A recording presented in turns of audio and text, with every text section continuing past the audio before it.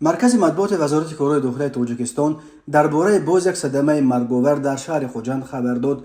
بنا به اطلاع نشر شده، صبح بر وقت 2 مارس سال 2023 تخمینا ساعت 06:00 دقیقه راننده автомашین تمغه اوپل استرا قابلوف مشاکرجان سال تولدش 1992 ساکن شهر خوجند هنگام حرکت در راه ماشینگرد کوچه گگارین شهر خوجند از عهده اداره واسطه نقلیات نبرآمده پیادهگر شریف و گلبهار سال تولدش 1970 ساکن شهر مذکور را پخش نموده است.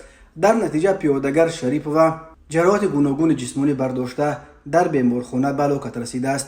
از روی این حادثه تحقیقات ادامه دارد. مرکز مطبوعات وزارت کارهای داخلی تاجیکستان یک روز قبل خبر داد که در بین همگی 9 ساعت احشام 28 فوریه تا شب 1 مارس سال 2023 در 3 صدمه نقلیاتی در شهر توس، قبادیان و ایسار 3 نفر از جمله یک کودک 2 ساله به هلاکت رسیدند. راههای تاجیکستان از لحاظ صدمه ها پرخطر به شمار می روند. سال 2022 بر اثر 1096 صدمه در راههای جمهوری 416 نفر به هلاکت رسیده، 1197 تن دیگر مجروح شدند.